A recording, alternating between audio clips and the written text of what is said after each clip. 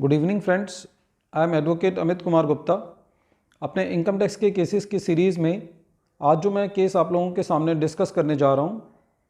वो case P Hema Malini मैया versus assistant commissioner of income tax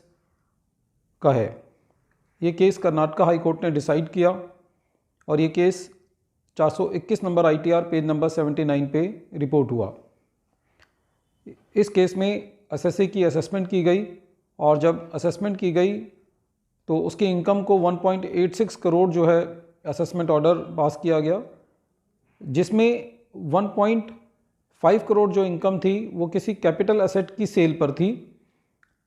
और उस कैपिटल एसेट की जो सेल कंसिडरेशन थी वो 4 करोड़ रुपए थी।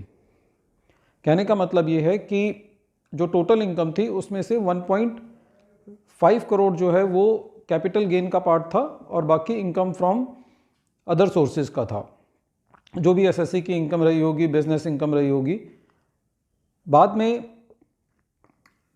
एसएससी के केस में डिपार्टमेंट के ही इंटरनल ऑडिटर ने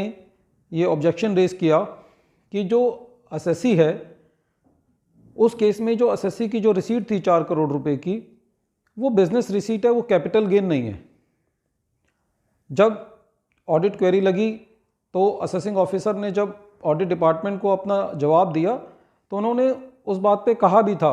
कि ये बिजनेस इनकम नहीं है और ये कैपिटल गेन का पार्ट है, और इस तरीके से उन्होंने ऑडिट क्वेरी को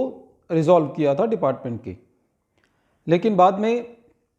डिपार्टमेंट ने सेक्शन 148 में इस केस को ले लिया। जब एसएससी ने सेक्शन 148 का जब केस के ऑब्जेक्शंस रेज करे तो उसमें एसएससी ने ऑडिट ऑब्जेक्शंस की कॉपी भी मांगी और एओ साहब ने जो ऑडिट डिपार्टमेंट को रिप्लाई दिया था उसकी कॉपी भी मांगी, और उसी के बिहाफ पे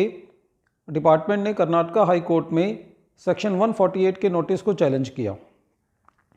एसएससी का जो चैलेंज करने का मेन ग्राउंड था वो ये ग्राउंड था कि पहले एसएससी की इनकम जो है वो कैपिटल गेन लेकर के असेस हो चुकी है और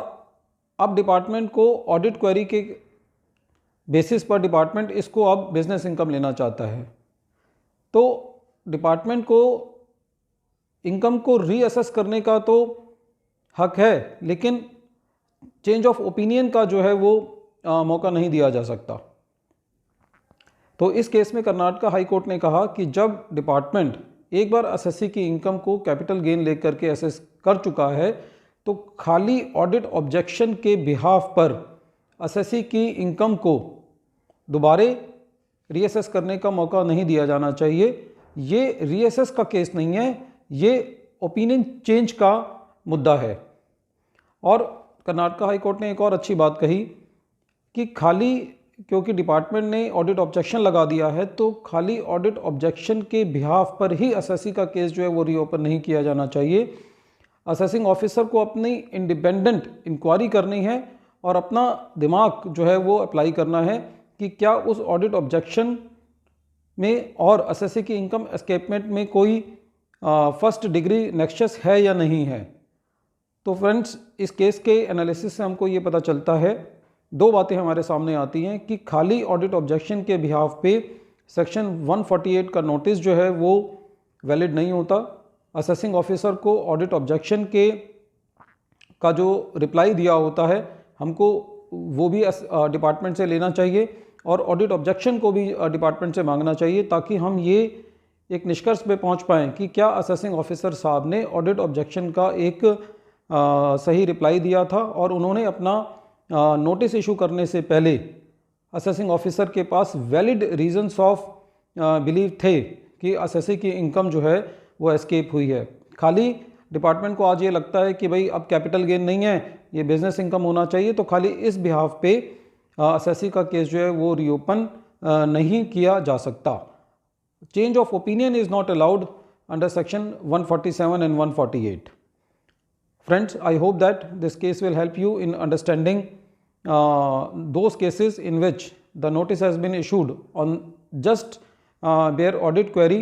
of the internal department internal audit department, and there is a clear case of change of opinion, in that case the notice issued under section 148 will not be valid. Thank you. Thank you friends.